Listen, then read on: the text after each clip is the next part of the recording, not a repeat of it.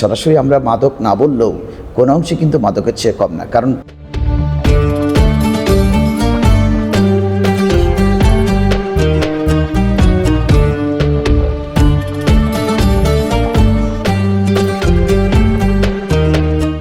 আলহামদুলিল্লাহ রব্বিল আলামিন ওয়াসসালাতু ওয়াসসালামু আলা রাসূলিহিল কারীম ওয়া আলা আলিহি ওয়া আসহাবিহি আজমাইন। সুপ্রিয় দর্শক, দৈনিক আজাদী আলোক পত্রিকায় আপনাদের স্বাগতম জানাচ্ছি। আমি জসিমউদ্দিন মাহমুদ। আজকের বিষয় ধূমপান তামাক বর্জনে রমজানের যে ভূমিকা, এ বিষয়ে কথা বলার জন্য আমাদের মাঝে উপস্থিত আছেন চট্টগ্রামের বিখ্যাত শিক্ষা প্রতিষ্ঠান সরকারি আশেকানে আউলিয়া ডিগ্রি কলেজের শ্রদ্ধাভাজন প্রভাষক, ইসলামিক স্টাডিজ, প্রখ্যাত আলেম দ্বীন, লেখক, গবেষক ডক্টর আল্লামা আনোয়ার হোসাইন সাহেব হুজুর মাদ্দাজিল্লাহুল আলী। আসসালামু আলাইকুম। আসসালামু আলাইকুম রাহমাতুল্লাহি ওয়া বারাকাতুহু। কেমন আছেন? জি আছি আলহামদুলিল্লাহ, ধন্যবাদ আপনাকে। জি, আজকে আমাদের বিষয় ধূমপান তামাক মুক্ত থাকার জন্য রমজানের যে একটা ভূমিকা, এই বিষয়ে আপনার কাছ থেকে জানবো। প্রথমে ধূমপান তামাক এটাকে ফিতনা হিসাবে যদি আমরা খেয়াল করি, তাহলে রমজানের সাথে এটা কতটুকু? ধন্যবাদ আপনাকে জনাব জসিমউদ্দিন মাহমুদ। আসলে এত সুন্দর একটা উদ্যোগ নেওয়ার জন্য প্রথম আজাদী কর্তৃপক্ষকে আমি মোবারকবাদ জানাচ্ছি। বিশেষ করে আজকে যে বিষয়টি অবতারণা করা হয়েছে, ধূমপান ও তামাক মুক্ত থাকবার জন্য রমজানের যে মহান শিক্ষা, ওতে অত্যন্ত একটি যুগোপযোগী বিষয়বস্তু চুজ করা হয়েছে। আসলে দেখুন, আমরা যে ধূমপান করছি, অনেকে প্রথমে ফতোয়া খুঁজবে যে ধূমপান জায়েজ নাকি না জায়েজ। আমাদের কথা হলো যে আমরা ফতোয়াতে দেখতে গেলে আমরা দেখব যে আমাদের বিশিষ্ট মুফতিয়ান ইকরাম বলেছেন ওটা মোবা কাজ হচ্ছে যে সবসময় ওটা থেকে বেঁচে থাকা উত্তম। এখন বেঁচে থাকা, কেন বেঁচে থাকবো, এটার মূল উপাদান কী, ওটা আমাদের কী কী ক্ষতি করছে, সে বিষয়গুলো কিন্তু আমাদেরকে ডিসকাস করতে হবে। সারা পৃথিবীর আমাদের স্বাস্থ্যবিজ্ঞানীরা একমত হয়েছেন যে ধূমপান একটা মরণ ব্যাধিকে ডেকে নিয়ে আসে। এটা অত্যন্ত একটি জঘন্যতম উপাদানের সৃষ্টি হয়, যেটার নিকোটিন। এই নিকোটিন কিন্তু মানুষের শরীরে প্রবেশ করবার পরে ধীরে ধীরে মানুষকে কিন্তু মানুষের ফুসফুস নষ্ট করে দেয়, মানুষকে ক্যান্সার রোগে আক্রান্ত করবার জন্য সহযোগিতা করে, এবং মানুষের যে দাঁত, মুখের সৌন্দর্য সব কিছু নষ্ট করে দেয়। আর সবচেয়ে বড় বিষয় হলো, এটা সরাসরি আমরা মাদক না বললেও কোনো অংশে কিন্তু মাদকের চেয়ে কম না। কারণ মাদক কিন্তু স্টার্ট হয় ধূমপান থেকে। কেন? এখানে হুজুর একটা প্রশ্ন, জি, যেহেতু ধূমপানের সাথে শারীরিক যে ক্ষতি আছে এটা তো আছেই, আবার রমজান কি রোজা কি ভাঙবে? হ্যাঁ, রোজা ভাঙবে। হ্যাঁ, একটি চমৎকার মশালা বলেছেন। আমাদের কথা অনেকে প্রশ্ন করেন যে পানাহার নিষেধ। আমরা তো পানাহার করছি না, ধূম করছি, কিন্তু ধূমটাও পান। এটা কিন্তু আমাদের মুফতিয়ান ইকরাম বলেছেন যে ধূমপান যদি কেউ রমজানে করে তাহলে তার রোজা সরাসরি ভেঙে যাবে। এজন্য কিন্তু রমজান শরীফে আমরা 12 ঘন্টা কিন্তু ধূমপান মুক্ত থাকি। তারা রোজা রাখে সময় 13-14 ঘন্টাও থাকে। হ্যাঁ, অনেক সময় অন্যান্য দেশে তো আরও বেশি, আমাদের দেশে অনেক সময় 13 ঘন্টা 14 ঘন্টা, বা শীতকালীন সময় একটু কম, গ্রীষ্মকালীন একটু বেশি। কিন্তু আমাদেরকে অবস্থা প্রেক্ষিতে দেখতে হবে যে অনেকে ধূমপান ছাড়তে চায়, ছাড়তে পারে না। অনেকে বলে যে হুজুর আমি অনেক চেষ্টা করেছি, ছাড়তে পারছি না, আমি পাগলের মতো হয়ে যাই, আমি অভ্যস্ত হয়ে গেছি। অর্থাৎ নেশাগ্রস্ত তিনি হয়ে গেছেন। মূলত এটা নেশা আমি যদি না বলি, তারপরে কিন্তু উনি নেশাগ্রস্ত হয়ে গেছেন। কারণ এই জন্য পাগলের মতো করে আমরা দেখি যে অনেক সময় ভাতের টেবিলে আমরা বসেছি একটা সামাজিক অনুষ্ঠানে, ভাত খাওয়া শেষ, আমার বন্ধুকে আর খুঁজে পাচ্ছি না। বন্ধু তুমি কোথায়? আমরা বুঝতে পেরেছি ও কিন্তু দৌড় দিছে বাথরুমের দিকে। কেন? বাথরুমে গিয়ে ও ধূমপান টানতেছে আমাদের সামনে না টানবার জন্য। আবার আমরা যখন ট্রেনে ভ্রমণ করি, তখন দেখি যে ট্রেনের বাথরুমে যখন আমরা যাই, ওখানে একেবারে বিশ্রী গন্ধ। কিরে এত গন্ধ কেন? ওই কোনো না কোনো যাত্রী আমাদের এসি কেবিনে ধূমপান করতে না পেরে সে চলে এসেছে টয়লেটে। দেখেন, টয়লেট হচ্ছে একেবারে আমাদের জীবনের সবচেয়ে নিকৃষ্টতম জায়গা। এটাকে জিন্নাতের অবস্থান হিসেবে ধরে নেওয়া হয়। অনেক সময় শয়তান সেখানে আশ্রয় নেয়। এজন্য রাসূল করিম সাল্লাল্লাহু আলাইহি ওয়াসাল্লাম আমাদেরকে দোয়া শিখিয়ে দিয়েছেন যে যাবতীয় খাবায়েস এবং খবিস থেকে বেঁচে থাকার জন্য মিনাল খুবসি ওয়াল খাবায়েস, আল্লাহুম্মা ইন্নী আউযু বিকা মিনাল খুবসি ওয়াল খাবায়েস। এটা বলে বাম পা দিয়ে বাথরুমে প্রবেশ করতে বলেছেন। অর্থাৎ ডান পা দিয়ে আমরা মসজিদে যাই, কিন্তু বাথরুমে হচ্ছে বাম পা, অর্থাৎ নিকৃষ্ট জায়গা সেটা। যদি বা আমরা আমাদের ফজিলাতগুলো কোনো ত্যাগ করি, শরীরের পায়খানা প্রস্রাবগুলো কোনো ত্যাগ করি। অনেকে আবার এমনও বলে থাকে বাথরুমে নাকি ওনাদের বাথরুম হয় না। হ্যাঁ, এগুলো হচ্ছে একটা মানসিক রোগ। মানসিক রোগ। অর্থাৎ মানুষ যখন সিগারেট খায় তখন মনে করে যে সিগারেট না খেলে আমার বাথরুম হবে না, সিগারেটে টান দিয়ে সে বাথরুম করতে আরাম পায়। এগুলো হচ্ছে মানসিক একটা ব্যাধি। এই জন্য এটাকে রিজুম মিন আমলি শয়তান বলা হয়েছে। শয়তানের কাজ, শয়তান ওকে অসুয়াশা দেয় যে তুই যদি সিগারেট না খাস তাহলে তোর বাথরুম হবে না, তুই সিগারেট খা। অর্থাৎ আরেকটি কথা সবসময় মনে রাখবেন মতলব যে শয়তান আমাদেরকে সবসময় মিসগাইড করবার জন্য লেগে থাকে, এবং যেই কাজটি ইসলাম পছন্দ করে না সেই কাজটিকে সে সুন্দর করে দেখায়। যেমন আপনি দেখবেন রাস্তায় একজন বেগানা মহিলার দিকে নজর করা, এটা ইসলামে নিষেধ না, কিন্তু ওই বেগানা মহিলাটা আমার কাছে মনে হবে সবচেয়ে বেশি সুন্দর, অথচ তার চেয়ে সুন্দরী মহিলা কিন্তু আমার বিবি। আমার ঘরের বিবিটাকে বাদ দিয়ে আমার দিকে তাকাচ্ছি, এটা শয়তানের কাজ। ঠিক এক্স্যাক্টলি এই সিগারেটটা রিজুম মিন আমলি শয়তান, এটা শয়তানের একটা উপাদেয় কাজ। জাহান্নামেরও একটা বিষয়, যেমন আগুন, দুর্গন্ধ, ধোঁয়া, এই তিনটে জাহান্নামের উপাদান এই তিনটাই আবার এখানে সিগারেটে পাওয়া যাচ্ছে। আসলে চমৎকার বলেছেন আপনি যে জাহান্নামের তিনটি উপাদান। দুর্গন্ধ, কারণ এখানে পুঁজ রক্ত যখন পুড়বে বিশ্রী এক দুর্গন্ধ বের হবে, যেটা অসহনীয়। আর একটা যে সবসময় ধোঁয়া উঠবে এবং আগুন থাকবে। এই তিনটে কিন্তু আমরা ধোঁয়া পাচ্ছি। যেমন একজন সিগারেট ধূমপায়ী মানুষ যখন তার নাকে মুখে ধোঁয়া ছাড়ে, আশেপাশে কিন্তু যারা ধূমপান করে না, অন্যরাও বমির আমরা যারা ধূমপান করি না, আমরা তো একেবারে ওখানে 1 মিনিট থাকা কঠিন হয়ে যায়। তো আমরা চিল্লাচিল্লি করি, কেননা ওই উপাদানটা কিন্তু বৃষ্টি, কিন্তু ওর কাছে বড় এটা মনে হয় অতিরিক্ত বললেও ভালো, মিসকাম বড় সে মনে হয় তার কাছে বেশি ভালো। শয়তান করতেছে। আমরা বুঝতে পারি যারা সিগারেট বা ধূমপান করে না, অনেক সময় দেখা যায় ওই যারা করে তাদের পাশে দাঁড়ালেও কেমন জানি দুর্গন্ধ আসে, উনি বৃষ্টি ভাব অনুভব করেন, জবান থেকে দুর্গন্ধ আসে, এমনকি কাপড় চোপড়েও দুর্গন্ধ চলে আসে। এবং রুমের মধ্যে, রুমের যে রুম উনি থাকেন গোটা রুম কিন্তু দুর্গন্ধ হয়ে যায়। এসি রুম হলে তো কোনো কথা না। আরেকটি বিষয় আপনাকে স্বাস্থ্যবিজ্ঞানীরা বলছেন যে এটার উপর গবেষণা করে যে এই ধূমপানের নিকোটিনটা ক্যান্সারের জন্য, ক্যান্সার হবার জন্য কিন্তু একটা বড় উপাদান। এই নিকোটিন আপনি দেখবেন, আমি যারা ধূমপান করেন তাদের প্রতি আমি একটা রিকোয়েস্ট করব যে আমার এই মূল্যায়নটা করবার জন্য।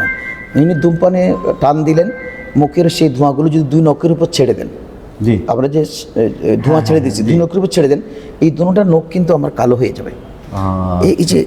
এই বিষয়টা অত্যন্ত পরীক্ষিত। উনি নিজেই পরীক্ষা করতে পারবেন যে আমি মরণ ব্যাধি থেকে নিজে ধাবিত করছি, নিজের টাকা পুড়িয়ে। তাহলে দেখেন এই যে আপনার এই প্রসঙ্গে একটা কথা বলা যায়, এখানে নিজের টাকা জ্বালিয়ে আপনি বললেন ইন্নাল মুবাজ্জিরিনা কানু ইখওয়ানা শায়াতিন, অপচয় করা এই ধরনের তো শয়তানের কাজ।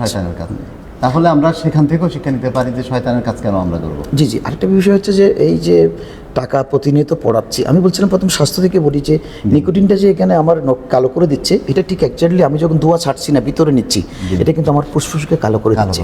ফুসফুস কিন্তু ওর অকার্যকর, ওর যক্কা হবে, ওর এই এজমা হবে, ওর হৃদরোগ হবে। আজকে যেখানে ম্যাক্সিমাম হৃদরোগ রোগী কিন্তু ধূমপান করলে ডাক্তার বলছে যে আপনি আপনার চিকিৎসা আমি করতে পারবো না, আপনি আগে ধূমপান ছাড়েন। ধূমপান করে আপনি ফুসফুসকে নষ্ট করে দিয়েছেন। ফুসফুস কিন্তু প্রতিনিয়ত আমাদেরকে রক্ত সঞ্চালন করে বাঁচিয়ে রেখেছেন। এজন্য আপনি একটা জিনিস লক্ষ্য করবেন, বাংলাদেশে যতগুলো সিগারেট কোম্পানি আছে তাদের একটা বিধিবদ্ধ সতর্কীকরণ আছে, ওটা কিন্তু তাদের প্যাকেটের উপর লিখে দিয়েছে যে ধূমপান স্বাস্থ্যের জন্য ক্ষতিকর এবং ধূমপান মরণ ব্যাধি। পৃথিবীতে কোনো খাদ্য নাই যে খাদ্যের উপর এইভাবে সরাসরি লিখে দিয়েছে। আরেকটা হচ্ছে যে ওই যে ধূমপানের প্রত্যেকটা প্যাকেটের উপর কিন্তু ফুসফুসের একটা ছবি দিয়েছে, অর্থাৎ তুমি তোমার ফুসফুসকে জ্বালিয়ে দিচ্ছ। এবং জ্বলন্ত সিগারেটের মাথা কিন্তু ফুসফুসেতে লাগিয়ে দিয়েছে, অর্থাৎ জ্বলছে। কিন্তু আমি দেখেন আরেকটি বিষয় আপনি যেটা আগে উপস্থাপন করেছেন, ইনাল মুবাজ্জিরিনা কানু ইখওয়ানা শায়াতিন, এটা তো অত্যন্ত চমৎকার কথা যে আপনি একটা সিগারেট, আমাদের দেশে যে বেনসন সিগারেট, সেটা একটার দাম 18 টাকা। আমি দেখলাম যে এক লোক ডেলি যদি 10টা সিগারেট খায় তাহলে তার কমপক্ষে 200 টাকা, প্রায় 200 টাকা চলে যাচ্ছে। তাহলে প্যাকেট সিগারেটের দাম দিয়ে কিন্তু এক প্যাকেট দুধ পাওয়া যায়। দুধে খাদ্যের সকল উপাদান রয়েছে। মাসে তাহলে কিন্তু 200 টাকা দিয়ে সিগারেট, আমি যদি মাসে এটা জমা করি আমার 6000 টাকা সেভ হচ্ছে, তাহলে বছরান্তে কত? 72,000 টাকা। আচ্ছা দেখুন, আমি যদি 20 বছর এই পয়সাটা সেভ করি, আমি একটা মিনি ইন্ডাস্ট্রি করতে পারি, উৎপাদনশীল ইন্ডাস্ট্রি করতে পারি। এই ইন্ডাস্ট্রিতে আমি 5টা লোককে চাকরি দিতে পারি, ছোট্ট একটা মিনি। নিজেও স্বাবলম্বী হলাম, অন্য আমার ছেলে মেয়ে স্বাবলম্বী হবেন। এই জন্য আপনি চমৎকার বিষয় উপস্থাপন করেছেন। রমজান হচ্ছে এই ধূমপান ছেড়ে দেওয়ার একটা মোক্ষম সময়। হ্যাঁ, 12 ঘন্টা 14 ঘন্টা আমরা প্রশিক্ষণ, এটা একটা ট্রেনিং আমাদের। ট্রেনিং, হ্যাঁ। রমজান তো আল্লাহ তাআলা এটা দিয়েছেন, যদি পারা যায় সারা বছরও পারা যাবে। রোজার কারণে যদি 12 ঘন্টা আমরা না খেয়ে থাকতে পারি সিগারেট, তাহলে বোঝা যায় আমরা ইচ্ছে করলে পরবর্তী সময়ও না খেয়ে এই জন্য আমি ধূমপায়ী ভাইদেরকে ঘৃণা করব না, আমি তাদেরকে শ্রদ্ধা এবং পরামর্শ, ভালোবাসি। ভালোবাসা দিয়ে। হ্যাঁ, আমরা কিন্তু ওই ধূমপানটাকেই ঘৃণা করি, ধূমপায়ী কেনা, সে যে কোনো কারণে অভ্যস্ত হয়ে গেছে। এখন বলবো যে আপনি আসুন। আমরা একটা কথা জানি হাদিস শরীফে, সেটা বাংলা অনুবাদ যদি এভাবে করে, দোষেরে তুই করিস ঘৃণা, দোষীরে কিন্তু নয়, এই কথাটি রাখিস মনে, হবিরে নির্ভয়। আপনি যে কথাটা বললেন এখন, দোষীকে ঘৃণা না করে জাস্ট ওই দোষটাকে ঘৃণা জি করা। জি জি, আপনি চমৎকার বলেছেন। জি জি, আসলে কবির ভাষা, আপনি কবি মানুষ, কাব্যিক দিয়ে বলেছেন। আমি বলবো যে আমার ভাইটাকে আমি অনুরোধ করবো যে আপনি রমজানের রোজাটা ধরুন, আপনি 12 ঘন্টা আমাদের সাথে চেষ্টা করুন। 12 ঘন্টা চেষ্টা করবার পরে আপনি একদিন বাকি 12 ঘন্টা অটোমেটিক আপনি চেষ্টা করুন এবং ঘরবাসীকে বলুন যে আমি ঠিক আছে, আমি এখন দিনে আর রমজানের পর আমি দিনে সিগারেট খাবো না, রাতে 2-1টা খাবো। আচ্ছা খান, রাতে আপনাকে 2টো খেতে বলবো, একদিন আমি ছাড়তে বলবো না। হেকমত রাসূলুল্লাহ কিন্তু এভাবে, আপনি দেখবেন আস্তে আস্তে একটাতে নিয়ে আসেন, আস্তে আস্তে একেবারে ছেড়ে দেন। আমি আপনার সাথে, আমার বিনয়ের সাথে আমার দর্শনার্থীকে বলবো যে আপনি যদি সিগারেট ছেড়ে দেন, 6 মাস পরে আপনি আমার সাথে কথা বলবেন, আপনি আগের চেয়ে 80% ভালো থাকবেন। আপনার এজমা নাই, কাশি নাই, মুখের দুর্গন্ধ নাই, কথা বলছেন। আর আরেকটি ব্যাপার আছে যে রাসূল করিম সাল্লাল্লাহু আলাইহি ওয়াসাল্লাম কাঁচা পেঁয়াজ এবং রসুন খেয়ে মসজিদে যেতে মানা করেছেন। সেই সময় কিন্তু সিগারেট আবিষ্কার হয়নি। তাহলে এই দুটো খাবার যেটা আমাদের জন্য মশলা হিসেবে উপাদেয়, কিন্তু নামাজিতে মানা করেছেন কেন? দুর্গন্ধ। এখন আপনার মুখ থেকে যে এত দুর্গন্ধ বের হচ্ছে, আপনি এখনই সিগারেট খেয়ে কীভাবে মসজিদে যাবেন? পাশের মুসল্লির ক্ষতি করবেন, ক্ষতি করলে কিন্তু আপনার উল্টো গুনাহ হবে। মসজিদে গিয়ে কথা বলা, মাকাসিদে শরিয়া যেটাকে বলা হয়, জীবন রক্ষা, সম্পদ রক্ষা, তারপরে ধর্ম রক্ষা, বংশ রক্ষা, এগুলোতে তো দেখা যায় জীবনেরও ক্ষতি, আমার বংশেরও ক্ষতি হচ্ছে। কারণ আমাকে দেখে আর আমার ছোটরা শিখবে। আর তাছাড়া এই অনেকে দেখি যে ছেলেকে দিয়ে দোকান থেকে সিগারেট আনায়, তুমি যাও যে বাবার গিয়ে তুমি একটা সিগারেট নিয়ে আসো বাবার জন্য। এ কিন্তু চিন্তা করবে যে আমার বাবা যখন প্রত্যেকদিন টানে, আমি একটু টান দিয়ে দেখি, ওভাবেই ওর জীবনটা অভ্যস্ত হয়ে যাবে। মানুষের ব্যক্তিত্ব নষ্ট করে। যেমন অফিসে আপনি আসছেন, সিগারেট খান, অফিসের অন্যান্য কর্মকর্তারা বলবে যে আমাদের স্যার তো ধূমপায়ী মানুষ, বাজে লোক, এরকম একটা চিন্তা। আসলে জিনিসটা, অনেক জিনিস জায়েজ হলেও শরীয়তে, এগুলোকে অ্যাভয়েড করা উত্তম। আমাদের উচিত সমাজে ধূমপানের বিরুদ্ধে জোরালো ভূমিকা রাখায়, ধূমপান ত্যাগ করা, আমাদের অর্থ বাঁচানো, শরীর বাঁচানো, পরিবেশ বাঁচানো। আমার অনেকে এই কথাও বলে থাকে যে হুজুর আগে তো নেশাগ্রস্ত ছিলাম না, এই 1 টান 2 টান দিতে দিতে কোন সময় যে নিজের অজান্তে এত বড় নেশায় ঢুকে গেছি বলতে পারি না। এমনটি হয় অনেক সময়। দেখেন আপনি পানের পাতার কোনো অসুবিধা নেই, কিন্তু অনেকে দেখলাম যে 24 ঘন্টা শুধু পান চাবায়, কিন্তু পানের মধ্যে তো আপনি জর্দা দিচ্ছেন, এটাও কিন্তু ওয়ান কাইন্ড অফ নিকোটিন। হ্যাঁ, আপনি মনে রাখবেন, আপনি ওটা খাচ্ছেন, সিগারেট খাচ্ছেন না, কিন্তু আপনি দাঁত মুখ সব শেষ করে দিচ্ছেন, বেফজুল কাজ, বিনা প্রয়োজনীয়। অথচ বিনা প্রয়োজনে আমরা এগুলো সব মানে করে যাচ্ছি। এই কাজগুলো রমজানে আমরা অ্যাভয়েড করতে পারি। যেমন রমজানে তো আমরা পান 12 ঘন্টা খাই না। আরেকটা বিষয়, এই যে পৃথিবীতে এত ভালো জিনিস থাকতে অনেকে ধূমপান দিয়ে কেন, সিগারেট দিয়ে কেন? ওই যে শয়তান ওখানে যুক্ত আছে। যেমন আপনি ভালো কথা বলেছেন যে দুধওয়ালা আমাদের ঘরে ঘরে ফেরি করে, দুধ নেবেন ভাই, দুধ নেবেন, কেউ দুধ খায় না। অথচ রাসূল করিম সাল্লাল্লাহু আলাইহি ওয়াসাল্লামের প্রিয় খাদ্যগুলোর মধ্যে একটি হচ্ছে দুধ। রাসূলুল্লাহ বেশি পছন্দ করতেন, সকল উপাদান যেখানে, এবং ছানা পছন্দ করতেন। দুধের ছানা, যেটাকে আমরা এখন ঘি বলছি, মাখন, এটা রাসূলের পছন্দনীয় খাবার ছিল। হালুয়া, আসল, মধু। কিন্তু সেক্ষেত্রে আমরা এটা ফেরি করতে হয়, কিন্তু মদ কিন্তু ফেরি করে না। জঙ্গলে থাকে, জঙ্গলে, সেখান থেকে ওখানে খুঁজে বের করে। সিগারেট অলিগলি পাগল হয়ে যায়। মক্কা শরীফ আমি গিয়ে দেখেছি হজের সময়, চুরি করে সিগারেট খাওয়ার জন্য হাজী সাহেব অলিগলিতে ঘুরে, মদিনা শরীফে ঘুরে। অথচ ওই যে ওখানে দুধ খালি ইয়েতে দুধ বিক্রি করতেছে, কেউ দুধ খায় না। আমরা আমাদের বাচ্চাগুলোকে আমরা সেই পরিবেশে বড় করতেছি। ও স্কুল কলেজে এখন দেখবেন, স্কুল কলেজের সামনে দাঁড়িয়ে স্কুল গোয়িং স্টুডেন্টরা সিগারেট টানে, বন্ধু বান্ধব মিলে। রাতে যখন আপনি দুধ নিয়ে তাদের সামনে দেবেন, সে বলে যে আমার সেখানে আবার সুখ টান, দুধ টানে। হ্যাঁ, মার সাথে প্রতিদিন লাগবে দুধ না খাওয়ার জন্য। কয় দুধ আমার ভালো লাগে না, দুধ আমি খাবো না। তাহলে এটা আমরা অভ্যস্ত করেছি ছোটোবেলা থেকে। আমি যদি দুধ খেতাম, আমার বাচ্চাটা দেখতো এটা একটা ঘরের জরুরি খাদ্য, তাহলে সে খেত। এজন্য আমাদের বাচ্চাদেরকে ব্রেনি করবার জন্য আমাদেরকে এই উপাদেয়গুলো, রসুল যেগুলোকে বলেছেন, ইসলাম যেগুলোকে সমর্থন করেছেন, এগুলো খাওয়াতে হবে, এবং ইসলাম যেগুলো পছন্দ করে না ওখান থেকে দূরে রাখতে হবে। আলহামদুলিল্লাহ, আপনি অনেক চমৎকার বললেন। আপনার প্রতি আমাদের শ্রদ্ধা, ভালোবাসা, কৃতজ্ঞতা। জি। যে আরেকটা প্রশ্ন, এই যে মদিনা শরীফ, মক্কা শরীফে গিয়ে যারা সিগারেট খায়, অথচ সেখানে আদবের জায়গা, আলা হযরত কত সুন্দর করে বলেছেন, আপনি হয়তো এই বিষয়টা আমাদের সামনে বলবেনও। তো এখানে সিগারেটের ধোঁয়া তো ছাড়তেছি, আবার ওই সিগারেটের খালি অংশ ফেলতেছি ওই মাটিতে যেখানে নবী পাক সাল্লাল্লাহু আলাইহি ওয়াসাল্লামের কদম মোবারক পড়েছে। তাছাড়া নবী পাক সাল্লাল্লাহু আলাইহি ওয়াসাল্লামের সামনে সিগারেট খাওয়া, যেহেতু তিনি জিন্দা নবী, আমরা ওই বিষয়টাকে কীভাবে দেখব? আসলে চমৎকার একটা বিষয় আপনি উপস্থাপন করেছেন। মদিনা হচ্ছে আদবের শহর। আদর্শ আলে হজরত ইমাম আহমদ রাজা খান ফজলে রবিউল্লাহ যখন মদিনা শরীফ যেতেন, তখন তিনি মদিনার চৌহাদ্দির বাইর থেকে আগে গোসল করে নিতেন, অজু করতেন, গোসল করতেন, নতুন জামা কাপড় পরতেন। ওই বাজার থেকে কিনে ওটা আর আগে কখনো পরা হয়নি, ওরকম কাপড় পরে তিনি আদবের সাথে যতদিন তিনি মদিনা শরীফ থাকতেন কখনো পায়ে জুতো দিতেন না। ইমাম মালিক রহমতুল্লাহের ইতিহাস তো আপনার জানা আছে, উনি জুতো পরতেন না। মদিনার চৌহাদ্দির ভিতরে কখনো বাথরুম সারতেন না, একেবারে মদিনার হেরমের বাইরে চলে যেতেন। ইনি 3-4 দিন পরে একবার হাজত সারতেন, খেতেন খুব কম। কেন প্রশ্ন করা হলো, বললেন যে আমি বারবার হাজত সারলে আমাকে দূরে যেতে হবে, কারণ আমি মদিনায় তো রসুলের সামনে আমি কাপড় চোপড় তুলে, রসুলের শহরে আমি কাপড় চোপড় তুলে ওয়াশরুমে বসে, এটা আমি আদবের খেলাফ মনে করছি। দেখেন আদবটা কিন্তু, আদব কিন্তু ইমানের মূল। যার আদব নাই, তার ইমান নাই। কারণ ইমান হায়া আর কি, হায়া যেটা আমরা বলি, হায়া না থাকলে তো তার ইমান নাই, কারণ সে জি শোবাতুল ইমান বলা হয়। সেক্ষেত্রে কিন্তু আপনাকে চিন্তা করতে হবে, আমি রসুলের শহরে আছি এবং রসুল হায়াতুন নবী, আমার সব অ্যাক্টিভিটিস রসুল দেখছেন। ইভেন কি ইমানদারের ঘরেও, একজন ইমানদারের ঘরে যখন কেউ থাকেন না তখন রসুল থাকেন। যেন রসুল বলেছেন, সাহাবীকে শিক্ষা দিয়েছেন যে তোমরা যখন ঘরে বাহির থেকে আসবা তখন তোমরা ঘরবাসীকে সালাম দেবা, যদি ঘরবাসী না থাকে তোমরা বলবে আসসালাতু ওয়াসসালামু আলাইকা ইয়া রাসূলুল্লাহ। কেন? রসুল তোমার ঘরে প্রেজেন্ট আছেন। এখন রসুল ঘরে যেখানে বাংলাদেশে এত হাজার মাইল দূরে প্রেজেন্ট, তো মদিনার জমিনে, এজন্য মদিনার আদব হচ্ছে এমন কোনো কাজ না করা যেটা দিয়ে আমার বেয়াদবি হবে।